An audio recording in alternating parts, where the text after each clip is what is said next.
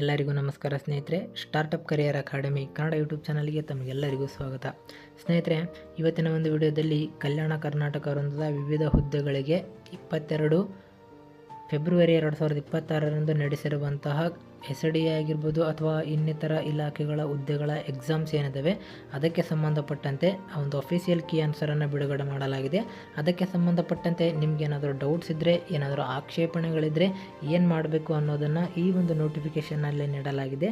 ಅದರ ಜೊತೆಗೆ key answer ಇರುವಂತಹ PDF-ಗಳನ್ನು ಕೂಡ ನೀಡುವ ಬಗ್ಗೆ ಈ ಒಂದು ನೋಟಿಸನ್ನು ಬಿಡಲಾಗಿದೆ. ಇದರಲ್ಲಿ ಏನೇನಿದೆ ಅನ್ನೋದನ್ನು ನಾನು ನಿಮಗೆ ತಿಳಿಸ್ಕೊಡ್ತೀನಿ. ಅದಕ್ಕಿಂತ ಮುಂಚೆ ನೀವೇನು ನಮ್ಮ ಚಾನಲನ್ನು ಸಬ್ಸ್ಕ್ರೈಬ್ ಮಾಡ್ಕೊಂಡಿಲ್ಲ ಅಂದರೆ ಈಗಲೇ ಸಬ್ಸ್ಕ್ರೈಬ್ ಮಾಡ್ಕೊಳ್ಳಿ. ಹಾಗೆ ಪಕ್ಕದಲ್ಲೇ ಇರುವಂತಹ ಬೆಲ್ ಐಕಾನನ್ನು ಕ್ಲಿಕ್ ಮಾಡಿ ಆಲ್ ನೋಟಿಫಿಕೇಷನನ್ನು ಆನ್ ಮಾಡ್ಕೊಳ್ಳಿ. ನಿಮಗೆ ಅಫಿಷಿಯಲ್ ಕೀ ಆನ್ಸರ್ ಇರುವಂತಹ PDF ಬೇಕಂತಂದರೆ ನಿಮಗೆ ಕೆಳಗಡೆ ಡಿಸ್ಕ್ರಿಪ್ಷನ್ ಬಾಕ್ಸ್ನಲ್ಲಿ ನಿಮಗೆ ಇಲಾಖೆಯ ಲಿಂಕನ್ನು ನೀಡಿರ್ತೀನಿ.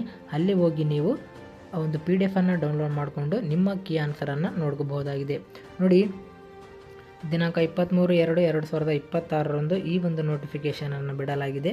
ಇದರಲ್ಲಿ ಏನಿದೆ ಅಂತ ನೋಡೋದಾದರೆ ನೋಡಿ, ಕಲ್ಯಾಣ ಕರ್ನಾಟಕ ವೃಂದದ ವಿವಿಧ ಹುದ್ದೆಗಳ ನೇಮಕಾತಿ ಸಂಬಂಧ ನಡೆಸಲಾದ ಸ್ಪರ್ಧಾತ್ಮಕ ಪರೀಕ್ಷೆಗಳ ಕೀ ಉತ್ತರಗಳನ್ನು ಪ್ರಕಟಿಸುವ ಬಗ್ಗೆ ಮೊನ್ನೆ ನಡೆದಿರುವಂತಹ ಎಕ್ಸಾಮ್ಸ್ಗಳಿಗೆ ಈ ಒಂದು ಕೀ ಉತ್ತರಗಳನ್ನು ಪ್ರಕಟಿಸುವಂತಹ ಮಾಹಿತಿಯನ್ನು ಇದರಲ್ಲಿ ನೀಡಲಾಗಿದೆ. ಕರ್ನಾಟಕ ಪರೀಕ್ಷಾ ಪ್ರಾಧಿಕಾರದಿಂದ ಕಲ್ಯಾಣ ಕರ್ನಾಟಕ ವೃಂದದ ವಿವಿಧ ಹುದ್ದೆಗಳ ನೇಮಕಾತಿ ಸಂಬಂಧ ದಿನಾಂಕ 21/2/2026 ಮತ್ತು 22/2/2026ರಂದು ನಡೆದ ಸ್ಪರ್ಧಾತ್ಮಕ ಪರೀಕ್ಷೆಗಳ ಕೀ ಉತ್ತರಗಳನ್ನು ಪ್ರಾಧಿಕಾರದ ವೆಬ್ಸೈಟ್ನಲ್ಲಿ ಅಭ್ಯರ್ಥಿಗಳ ಮಾಹಿತಿಗಾಗಿ 23/2/2026ರಂದು ಪ್ರಕಟಿಸಲಾಗಿರುತ್ತದೆ. ನಿಮಗೆ ಮಾಹಿತಿಯನ್ನು ನೀಡೋದಕ್ಕೆ ಇದನ್ನು ನಿಮಗೆ ಇಲಾಖಾ ವೆಬ್ಸೈಟ್ನಲ್ಲಿ ಪ್ರಕಟಿಸಲಾಗಿರುತ್ತದೆ. 23ನೇ ತಾರೀಕಿನಂದು ಪ್ರಕಟಿತ ಕೀ ಉತ್ತರಗಳಿಗೆ ಆಕ್ಷೇಪಣೆಗಳಿದ್ದರೆ ಅಭ್ಯರ್ಥಿಗಳು ಪ್ರಾಧಿಕಾರದ ವೆಬ್ಸೈಟ್ನಲ್ಲಿ ಒದಗಿಸಲಾದ ಆನ್ಲೈನ್ ಪೋರ್ಟಲ್ cet.online.karnataka.government.in ಅಥವಾ KEA ವೆಬ್ಸೈಟ್ ಅಂತ ನೀವು ಸರ್ಚ್ ಮಾಡಿದ್ರೆ ಡೈರೆಕ್ಟಾಗಿ ಈ ಒಂದು ಲಿಂಕ್ ಓಪನ್ ಆಗುತ್ತೆ. ಇದರ ಮೂಲಕ ದಿನಾಂಕ 25/2/2026 ಮಧ್ಯಾಹ್ನ 12 ಗಂಟೆಯ ಒಳಗಾಗಿ ಸಲ್ಲಿಸಬಹುದಾಗಿರುತ್ತದೆ. ಆಕ್ಷೇಪಣೆಗಳನ್ನು ಸಲ್ಲಿಸುವ ಸಂದರ್ಭದಲ್ಲಿ ಪತ್ರಿಕೆಯ ವಿವರ, ಪರೀಕ್ಷಾ ದಿನಾಂಕ, ವರ್ಷನ್ ಕೋಡ್, ಪ್ರಶ್ನೆ ಸಂಖ್ಯೆ ಹಾಗೂ ಪೂರಕ ದಾಖಲೆಗಳನ್ನು PDF ರೂಪದಲ್ಲಿ ಸಲ್ಲಿಸಬೇಕು. ಸಲ್ಲಿಸಲಾಗುವ ಪ್ರತಿ ಆಕ್ಷೇಪಣೆಗೆ 25 ರೂನಂತೆ ಪಾವತಿಸತಕ್ಕದ್ದು ಹಾಗೂ ಆಕ್ಷೇಪಣೆ ಶುಲ್ಕವನ್ನು ಹಿಂದಿರುಗಿಸಲಾಗುವುದಿಲ್ಲ. ಪ್ರಶ್ನೆ ಸಂಖ್ಯೆ, ವರ್ಷನ್ ಕೋಡ್ ನಮೂದಿಸದೇ ಇರುವ ಅಥವಾ ಅಪೂರ್ಣ ಆಧಾರರಹಿತವಾಗಿರುವ ಹಾಗೂ ಶುಲ್ಕ ಪಾವತಿಸಿದ ಆಕ್ಷೇಪಣೆಗಳನ್ನು ಪರಿಗಣಿಸಲಾಗುವುದಿಲ್ಲ ಎನ್ನುವಂತಹ ಮಾಹಿತಿಯನ್ನು ಇದರಲ್ಲಿ ನೀಡಲಾಗಿದೆ.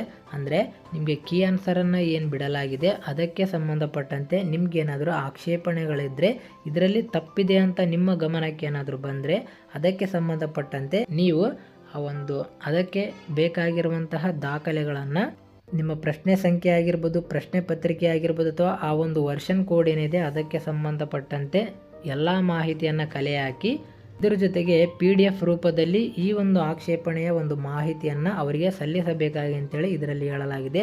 ಒಂದು ವೇಳೆ ನೀವು ಅದಕ್ಕೆ ಯಾವುದೇ ರೀತಿಯಾಗಿರ್ತಕ್ಕಂಥ ಸರಿಯಾದ ಮಾಹಿತಿಯನ್ನು ನೀಡದೆ ಹೋದರೆ ಅಥವಾ 25 ಪ್ರತಿ ಆಕ್ಷೇಪಣೆಗೆ ನೀವೇನು ಡೌಟ್ ಕೇಳ್ತೀರ ಪ್ರತಿ ಆಕ್ಷೇಪಣೆಗೆ ನಿಮಗೆ 25 ರೂಪಾಯಿಗಳನ್ನು ನಿಗದಿ ಮಾಡಲಾಗಿರುತ್ತೆ.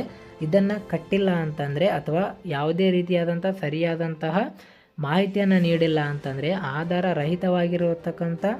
ಆಧಾರ ರಹಿತವಾಗಿರುವ ಮಾಹಿತಿಯನ್ನು ನೀವು ನೀಡಿದ್ದೆ ಆದರೆ ಅದನ್ನು ಪರಿಗಣಿಸಲಾಗುವುದಿಲ್ಲ ಎನ್ನುವಂತಹ ಮಾಹಿತಿಯನ್ನು ಇದರಲ್ಲಿ ನೀಡಲಾಗಿದೆ. ಹಾಗಾಗಿ ಏನಾದರೂ ಡೌಟ್ಸ್ ಇದ್ದರೆ ನಿಮಗೆ ಸಂಪೂರ್ಣವಾಗಿರ್ತಕ್ಕಂಥ ಮಾಹಿತಿಯೊಂದಿಗೆ ನಿಮಗೆ ಕ್ಲಾರಿಫಿಕೇಷನ್ ಇದ್ದರೆ ಮಾತ್ರ ಈ ಒಂದು ಆಕ್ಷೇಪಣೆಯ ಒಂದು ಅರ್ಜಿಯನ್ನು ಸಲ್ಲಿಸಬೇಕು ಅಂತೇಳಿ ಈ ಒಂದು PDF-ಅಲ್ಲಿ ನೀಡಲಾಗಿದೆ.